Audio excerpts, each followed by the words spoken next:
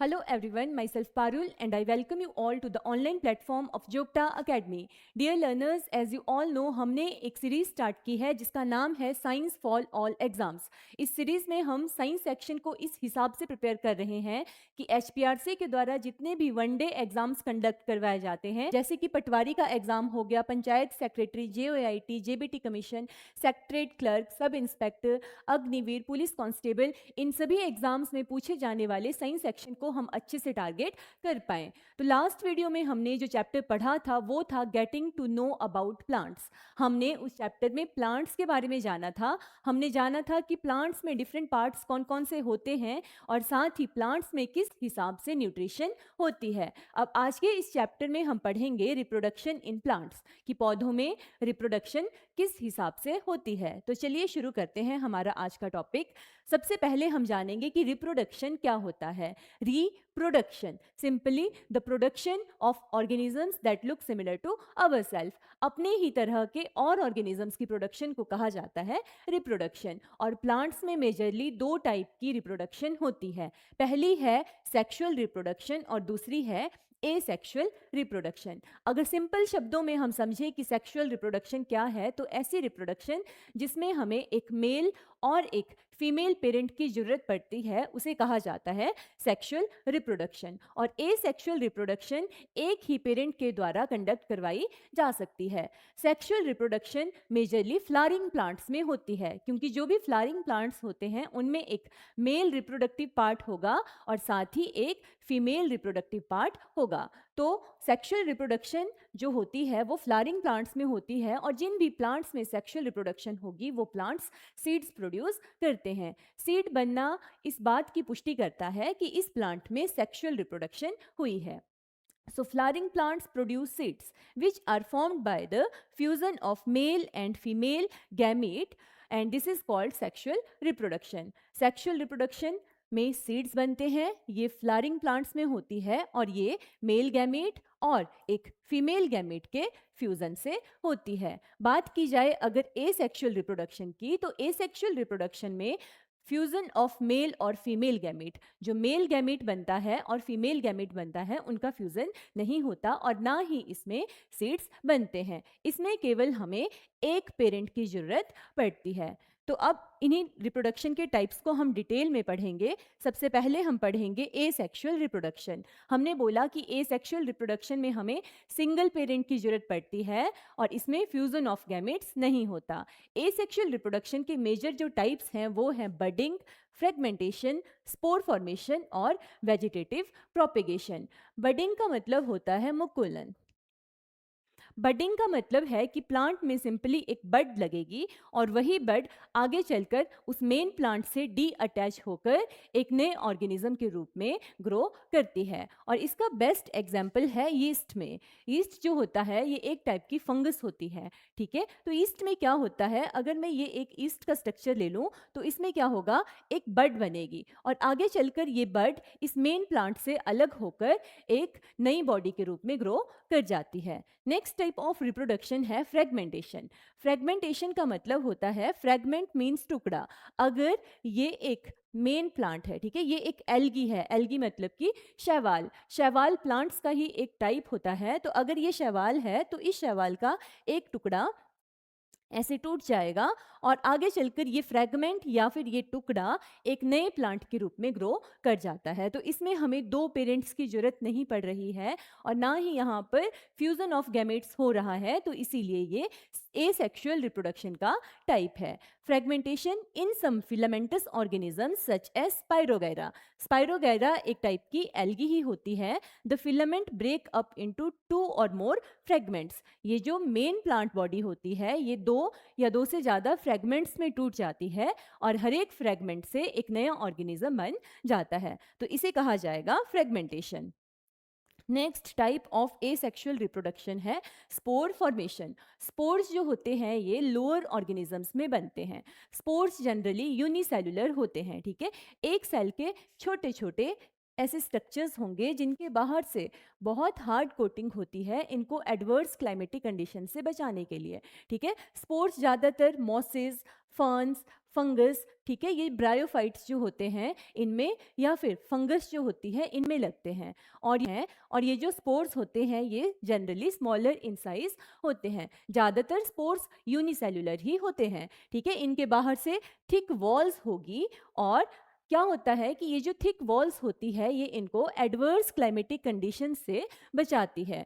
आगे चलकर ये स्पोर एक नए ऑर्गेनिज्म या एक नए प्लांट के रूप में ग्रो कर जाता है। अगर स्पोर्स की आपने पिक्चर्स देखनी है तो आप यहाँ पर देख सकते हैं, ये जो वाइट वाइट से स्ट्रक्चर्स आपको यहाँ पर लगे हुए दिखाई दे रहे हैं ये स्पोर्स हैं। साथ ही जैसे फर्न्स होती है, जितने भी टेरिडोफाइट्स होते हैं आपने ऐसे स्ट्रक्चर्स देखे होंगे, तो इन लीव्स के पीछे वाले साइड पे ये जो स्ट्रक्चर्स हैं ये इनके स्पोर्स होते हैं। जो स्पोर प्रोड्यूसिंग प्लांट्स होते हैं वो लोअर प्लांट्स होते हैं, वो हाईली इवॉल्व प्लांट्स नहीं होते। जो हाईली इवॉल्व प्लांट्स होते हैं वो सीड्स फॉर्म करते हैं। तो फंगस, फर्न्स या फिर मॉसेस में रिप्रोडक्शन स्पोर्स के द्वारा होती है, और स्पोर्स सीड्स के कंपैरिजन में बहुत छोटे होते हैं।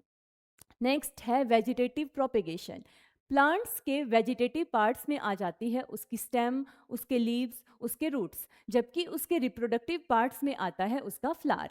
तो ऐसी रिप्रोडक्शन जिसमें प्लांट के वेजिटेटिव पार्ट्स इंक्लूडेड होते हैं उसे कहा जाता है वेजिटेटिव प्रोपेगेशन। ये वेजिटेटिव प्रोपेगेशन रूट से हो सकती है, स्टेम से हो सकती है, या फिर लीव्स से हो सकती है। ये जो लीव्स वाला एग्जाम्पल है ये आपने लोअर क्लासेस में बहुत ज़्यादा पढ़ा होगा कि ब्रायोफाइलम नाम का एक प्लांट होता है जिसमें वेजिटेटिव प्रोपेगेशन उसके लीव्स से होती है। अगर मैं आपको इस प्लांट को दिखाऊं तो इसके जो लीव्स होते हैं वो दिखने में थोड़े ऐसे होते हैं, ठीक है। ये ब्रायोफाइलम का लीफ है। इसके जो लीव्स हैं इनके इन मार्जिन्स के ऊपर क्या होता है, छोटी छोटी प्लांटलेट्स ग्रो कर जाती है, और यही प्लांटलेट्स आगे चलकर नए प्लांट के रूप में ग्रो कर जाती है। तो यहाँ पर दो पेरेंट्स की जरूरत रिप्रोडक्शन के लिए नहीं पड़ रही, साथ ही यहाँ पर फ्यूजन ऑफ गैमेट्स भी नहीं हो रहा। So this is example of asexual reproduction, और ये ब्रायोफाइलम का लीफ है। नेक्स्ट जो हमने एसेक्सुअल रिप्रोडक्शन का टाइप पढ़ा वो पढ़ा वेजिटेटिव प्रोपेगेशन बाय रूट्स। कुछ प्लांट्स होते हैं जैसे डहेलिया हो गया, एस्पेरेगस हो गया, या फिर स्वीट पोटैटो हो गया, उनमें इस टाइप की मल्टीपल स्वोलन जैसी रूट्स पाई जाती हैं, और ये प्लांट्स इन्हीं रूट से आगे को ग्रो कर जाते हैं। अगर आप उसकी रूट का ये एक बल्ब निकाल कर किसी जगह पर ग्रो कर दोगे तो यही एक नए प्लांट के रूप में ग्रो कर जाता है। तो ये है वेजिटेटिव प्रोपेगेशन बाय रूट्स का एग्जाम्पल। नेक्स्ट टाइप की जो वेजिटेटिव प्रोपेगेशन होती है वो होती है स्टेम से। तो स्टेम्स के द्वारा जो वेजिटेटिव प्रोपेगेशन होती है उसका बेस्ट एग्जाम्पल है पोटैटो, या फिर जिंजर, या फिर टर्मरिक। अब बात करेंगे हम कि ये जो वेजिटेटिव प्रोपेगेशन हमने पढ़ी इसकी क्या क्या एडवांटेजेस होती है। तो देखिए, अगर कोई प्लांट सेक्सुअली रिप्रोड्यूस करेगा तो उसे रिप्रोड्यूस करने में बहुत ज़्यादा टाइम लग जाता है, क्योंकि पहले क्या होगा, प्लांट ग्रो करेगा, फिर मैच्योर होगा, फिर उसमें गैमेट्स बनेंगे, फिर वो गैमेट्स फ्यूज होंगे, फिर उससे सीड बनेगा, और फिर नया प्लांट बनेगा। वो सीड डिस्पर्स होगा, फिर वो कहीं पे लगेगा, और उससे नए प्लांट बनेंगे। ये एक बहुत लंबा प्रोसेस होता है। जबकि बात करें अगर वेजिटेटिव प्रोपेगेशन की, तो ये बहुत शॉर्ट टाइम में हम कर सकते हैं। तो ये क्या है, एक हिसाब से टाइम सेविंग प्रोसेस होता है। और ऐसे प्लांट्स जिनमें बीज नहीं लगते उन प्लांट्स में भी रिप्रोडक्शन का ये एक बेटर मेथड माना जाता है। It is an easier and rapid and less expensive method of propagation. Plants can be grown in much less time. ये जो वेजिटेटिव प्रोपेगेशन होती है इसमें नए प्लांट बहुत कम टाइम में हम लगा सकते हैं, और ऐसे प्लांट्स जो सीड्स को प्रोड्यूस नहीं करते उन प्लांट्स को प्रोपेगेट करने के लिए हम उनके वेजिटेटिव पार्ट्स को यूज़ कर सकते हैं। Plants produced by this method are identical copies of their parent plant and show no variation. हमें मालूम है कि जब भी प्लांट में सेक्सुअल रिप्रोडक्शन होगी तो उसमें उसके जो पेरेंट प्लांट है, मतलब जो प्लांट मेल है और फीमेल है जिनके फ्यूजन से जो गैमेट बना हुआ है, नया प्लांट बना हुआ है, तो उस नए प्लांट में दोनों पेरेंट्स के करेक्टर्स आएंगे। अगर किसी एक भी पेरेंट में कोई बीमारी है तो वो आगे चलकर बच्चे में भी चली जाएगी या जो नया प्लांट बना है उसमें चली जाएगी। पर जबकि जो हमारी वेजिटेटिव प्रोपेगेशन होती है उसमें केवल एक ही प्लांट इन्वॉल्व होता है, तो वहाँ पर ऐसे नई वेरिएशंस, ठीक है, कुछ नए करेक्टर्स आने के चांसेस कम होते हैं। और क्योंकि एक ही पेरेंट प्लांट से जो है नया पौधा बन गया है, तो ये जो नया प्लांट बनेगा ये एग्जैक्ट कॉपी होगा इसके पेरेंट की।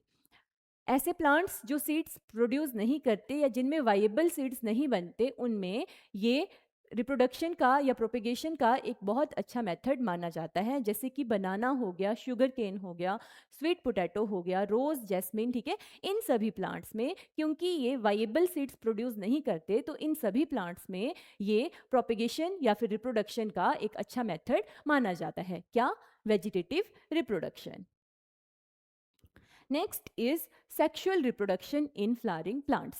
तो मैंने आपको बताया कि प्लांट्स में जो रिप्रोडक्टिव पार्ट होता है वो होता है उसका फ्लावर, ठीक है। अगर हम पौधे के फ्लावर की बात करें या फूल की बात करें तो इसमें मेल और फीमेल दोनों रिप्रोडक्टिव पार्ट्स पाए जाते हैं। अगर हम फ्लावर का स्ट्रक्चर देखें तो किसी भी फ्लावर में आप देखेंगे सबसे नीचे ऐसे ग्रीन ग्रीन कलर के लीफ लाइक स्ट्रक्चर्स पाए जाते हैं जो मेन जो फ्लावर है उसे सपोर्ट करते हैं। इन्हें कहा जाता है सेपल्स। इन सेपल्स का मेन काम ये होता है कि जब भी कोई प्लांट बड है, ठीक है, जब भी कोई फूल खिला नहीं हुआ है, वो एक कली के रूप में है, तो उस टाइम पे ये उस बड को प्रोटेक्ट करते हैं, ठीक है। अर्ली डेज में ये प्रोटेक्शन का काम करते हैं और जब फूल खिल जाता है तो उस टाइम पे ये पूरे फ्लावर को सपोर्ट प्रोवाइड करते हैं। नेक्स्ट ऑर्गन है पेटल्स। पेटल्स पंखुड़ियाँ, जो कलरफुल पार्ट होता है किसी भी फ्लावर का, इनका मेन काम होता है पॉलिनेटर्स को अट्रैक्ट करना। फिर किसी भी प्लांट में अगर आप देखोगे या मैक्सिमम प्लांट्स में बीच में पाया जाता है उनका फीमेल रिप्रोडक्टिव सिस्टम, इसे कहा जाता है पिस्टिल। और ये जो फीमेल रिप्रोडक्टिव पार्ट पिस्टिल होता है ये 3 सब पार्ट से बना हुआ होता है। फर्स्ट इज दिस पार्ट, ये वाला ऊपर वाला पार्ट जो बहुत स्टिकी होता है और इसके ऊपर आकर पोलन ग्रेन्स गिरते हैं और स्टिक करते हैं, इसे कहा जाता है स्टिग्मा। देन एक लॉन्ग फिलामेंटस स्ट्रक्चर जिसे कहा जाता है स्टाइल, और लास्ट में एक ऐसे फूला हुआ स्ट्रक्चर जिसे कहा जाता है ओवरी। और ये मेन रिप्रोडक्टिव पार्ट होता है जिसके अंदर ओव्यूल्स होते हैं, ठीक है। आगे चलकर ये ओवरी ही फ्रूट के रूप में डेवलप करती है और इस ओवरी के अंदर पाए जाते हैं छोटे छोटे ओव्यूल्स। फर्टिलाइजेशन के बाद जब किसी पौधे में फर्टिलाइजेशन हो जाएगी, पॉलिनेशन के बाद फर्टिलाइजेशन हो जाती है, तो ये ओव्यूल्स आगे चलकर सीड्स बनाते हैं, ठीक है। अगर किसी प्लांट में सेक्सुअल रिप्रोडक्शन हो जाती है तो उसके बाद उसकी जो ओवरी होती है वो फ्रूट बनाएगी और जो उसके ओव्यूल्स होते हैं वो सीड्स का निर्माण करते हैं। अब बात करते हैं मेल रिप्रोडक्टिव पार्ट की, कि पौधे में कौन कौन से या कौन सा मेल रिप्रोडक्टिव पार्ट होता है। तो प्लांट में जो उसका मेल रिप्रोडक्टिव पार्ट होता है वो होता है स्टेमन, ठीक है। अगर स्टेमन का मैं स्ट्रक्चर ड्रॉ करके बताऊं तो वो सिंपली ऐसा सा देखने में होता है। एक इसमें लॉन्ग फिलामेंट होता है और एक ऊपर एंथर होता है। एंथर इज जनरली बाइलोब्ड, ठीक है, इसमें 2 लोब्स पाई जाती है। इस एंथर के ऊपर लगते हैं पोलन ग्रेन्स। तो हमने प्लांट का जो रिप्रोडक्टिव सिस्टम है उसे अच्छे से डिस्कस कर लिया। मैंने क्या बताया कि सबसे नीचे ग्रीन ग्रीन कलर की पाई जाएगी सेपल्स, इन सेपल्स के ऊपर लगती है पेटल्स, ठीक है। और फिर सेंटर में पाया जाता है फीमेल रिप्रोडक्टिव पार्ट जिसे कहा जाएगा पिस्टिल। ये पिस्टिल स्टिग्मा, स्टाइल और ओवरी से मिलकर बनी हुई होती है। इस ओवरी के अंदर पाए जाते हैं छोटे छोटे ओव्यूल्स। ये ओव्यूल्स फर्टिलाइजेशन के बाद सीड्स बनाएंगे और ये ओवरी फर्टिलाइजेशन के बाद बनाती है फ्रूट। बात की जाए अगर मेल रिप्रोडक्टिव सिस्टम की तो इसमें आते हैं एंथर प्लस फिलामेंट जो बनाएंगे स्टेमन, ठीक है। Anther and filament produce the स्टेमन, ठीक है। एंथर और फिलामेंट मिलके बनाते हैं स्टेमन, और इन एंथर के ऊपर छोटे छोटे पोलन ग्रेन्स लगते हैं। यही पोलन्स आगे चलकर इस स्टिग्मा के ऊपर गिरेंगे और जाकर नीचे जो हमारे ओव्यूल्स हैं वहाँ पर इन पोलन से मेल गैमेट निकलता है, और इस ओव्यूल के अंदर जो फीमेल गैमेट पाया जाता है उससे फ्यूज करेगा और सीड्स का निर्माण करता है। So this was the reproductive system of the plant, ठीक है। सबसे बाहर सेपल्स जो आउटर मोस्ट होल, जो पौधे का बाहरी घेरा होता है उसे बनाती है। ये हरे रंग की होती है, लीफ लाइक स्ट्रक्चर होती है, और इनका मेन काम क्या होता है, पौधे की बड्स को प्रोटेक्ट करना और आगे चलकर फ्लावर को सपोर्ट करना। बात की जाए अगर पेटल्स की, तो ये कलरफुल स्ट्रक्चर्स होते हैं और ये पॉलिनेटर्स को अट्रैक्ट करते हैं। स्टेमन्स मैंने आपको बताया पौधे का मेल रिप्रोडक्टिव पार्ट होता है, और ये एंथर और फिलामेंट से बना हुआ होता है। ये जो एंथर होते हैं इन्हीं के ऊपर पाउडर जैसा जनरली येलोइश सब्सटेंस बनता है जिसे कहा जाता है पोलन ग्रेन। ये जो पोलन ग्रेन्स होते हैं इन्हीं में मेल सेक्स सेल या फिर मेल गैमेट पाया जाता है। बात की जाए अगर पिस्टिल की, तो ये प्लांट का फीमेल रिप्रोडक्टिव पार्ट होता है, और ये बना हुआ होता है स्टिग्मा, स्टाइल और ओवरी का। ओवरी के अंदर खूब सारे ओव्यूल्स पाए जाते हैं, ठीक है। और जो फीमेल सेक्स सेल या फिर फीमेल गैमेट जो होता है वो इन्हीं ओव्यूल्स के अंदर प्रेजेंट होता है। अब हम पढ़ लेते हैं कि पॉलिनेशन क्या होता है। तो पॉलिनेशन आप सभी को पता ही होगा क्या होता है। जो हमने बोला मेल रिप्रोडक्टिव पार्ट है प्लांट का, स्टेमन्स जो है ना, इनके ऊपर लगेंगे पोलन ग्रेन्स। इन पोलन ग्रेन्स का फीमेल रिप्रोडक्टिव पार्ट के ऊपर पहुंचना, ठीक है। ये जो पिस्टिल है इसके भी कौन से पार्ट पे, स्टिग्मा पे, एंथर से पोलन ग्रेन का उड़ना और पिस्टिल के स्टिग्मा के ऊपर गिरना, इसे कहा जाता है पॉलिनेशन।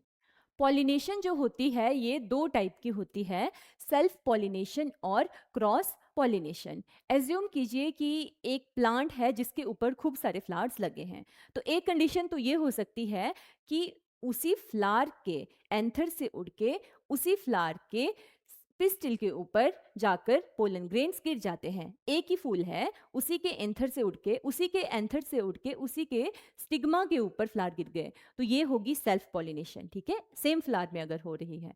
और एक कंडीशन ये हो सकती है कि इस फूल से उड़ के पोलन ग्रेन्स इस दूसरे फ्लावर पे गिरे जो सेम प्लांट पे लगा है, तो ये भी सेल्फ पॉलिनेशन ही होगी। सेल्फ पॉलिनेशन सेम प्लांट में होती है। और अगर दूसरी कंडीशन हो जाती है कि इस फ्लावर से उड़कर पोलन ग्रेन्स किसी दूसरे फ्लावर या दूसरे प्लांट के फ्लावर के ऊपर गिरते हैं, तो उसे कहा जाएगा cross pollination between the flowers from different plants of same species.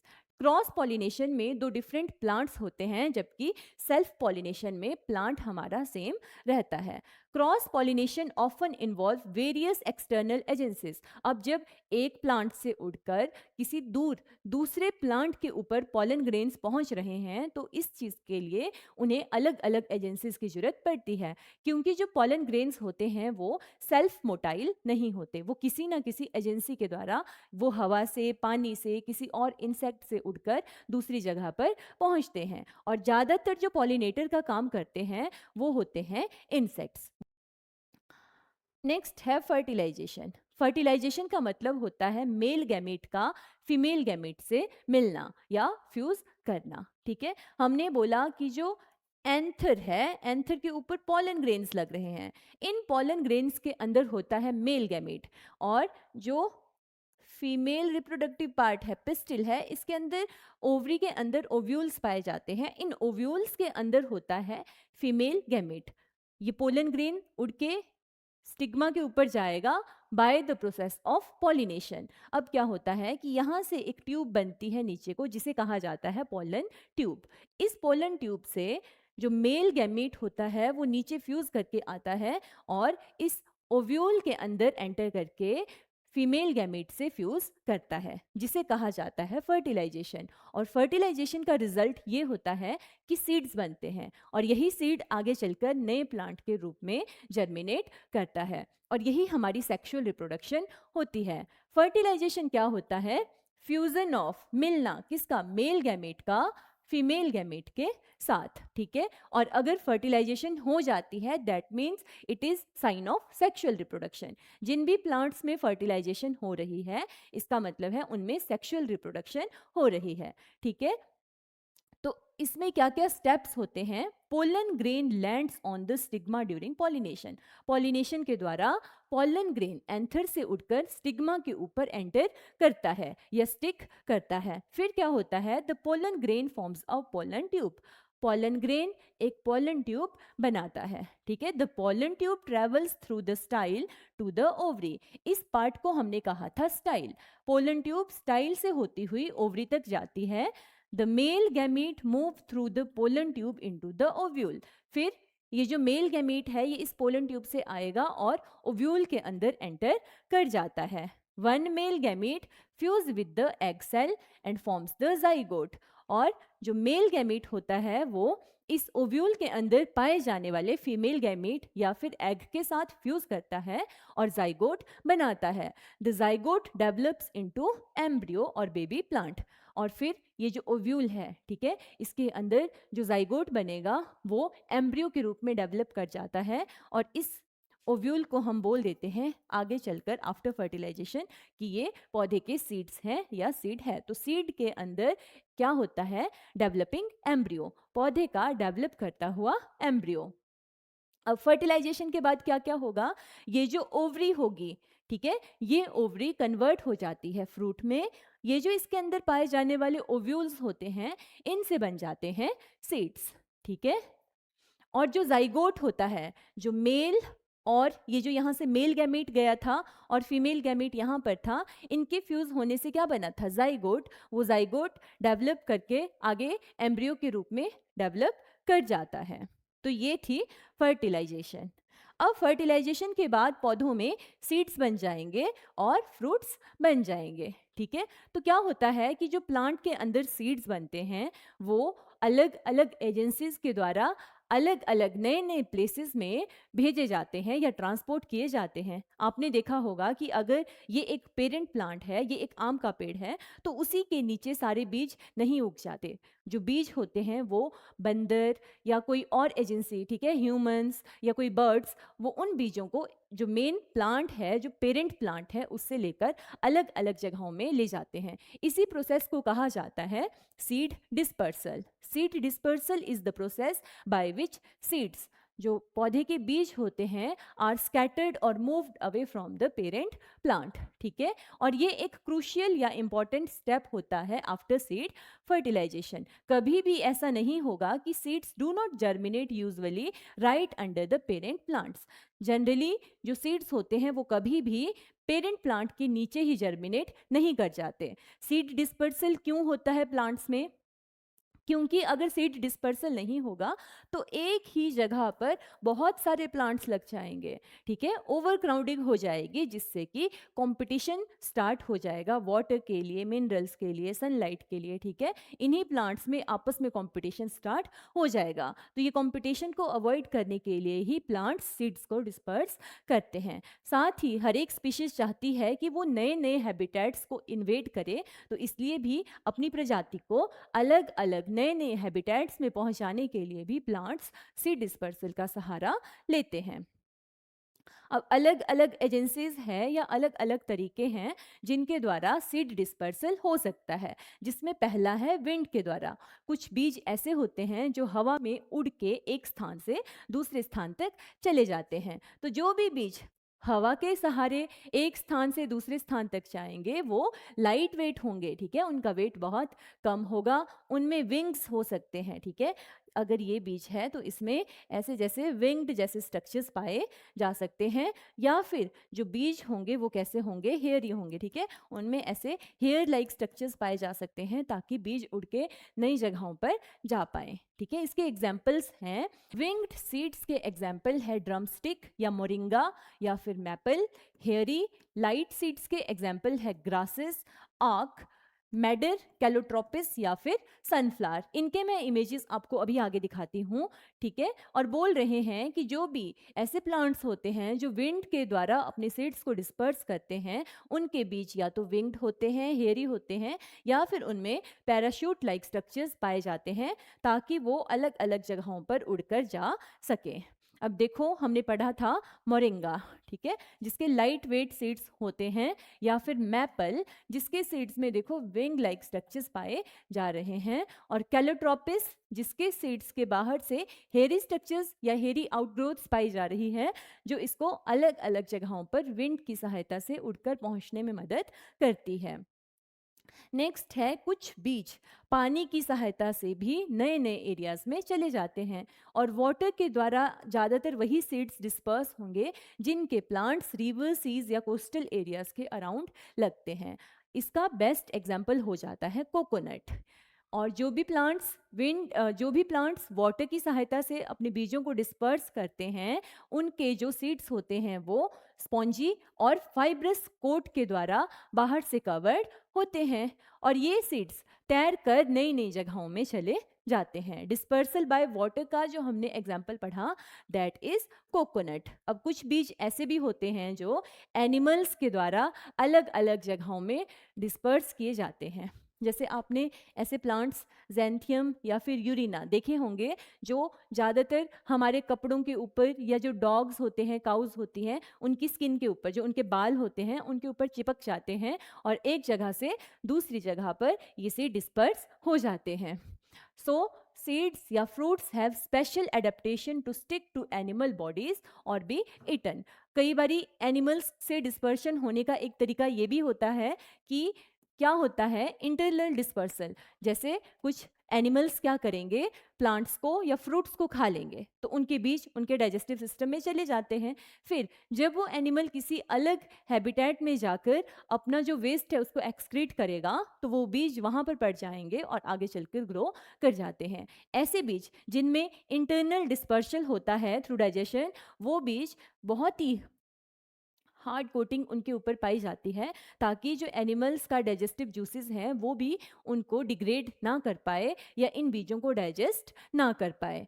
और डिस्पर्सल बाय एनिमल्स में जो फर्स्ट मेथड है एक्सटर्नल डिस्पर्सल का, उसमें हमने पढ़ा कि ये ऑर्गेनिजम्स की बॉडीज के ऊपर अटैच कर जाते हैं बाय स्पेशल स्पाइनी स्ट्रक्चर्स, जैसे हुक्स हो सकती है, बैब्स हो सकते हैं, जो एनिमल्स की फर, स्किन या हमारे कपड़ों के ऊपर अटैच कर जाते हैं। और इसका बेस्ट एग्जांपल है यूरिना या फिर ज़ैंथियम, ठीक है। ये ज़ैंथियम का प्लांट या ये वाले सीड्स आपने जनरली देखे होंगे। Internal dispersal, fleshy, colorful, sweet fruits are eaten by birds and animals. Seeds pass through the digestive tract unharmed and are extracted with the feces at distant places. और इसका best example है गावा या फिर अलग अलग टाइप की berries. अब हम पढ़ेंगे last method of seed dispersal, जो कि है बाय एक्सप्लोजन या बाय ब्रस्टिंग। इसमें क्या होता है कि एज्यूम कीजिए ये एक पॉड टाइप स्ट्रक्चर है जिसके अंदर बीज पाए जाएंगे। ये जो प्लांट है ये है बालसम का। बालसम ये आपने अपने घरों के आसपास भी देखा होगा, जिससे हम लोग मेहंदी वगैरह लगाते थे जब छोटे होते थे, ठीक है। ड्यून्ड भी इसे कहा जाता है।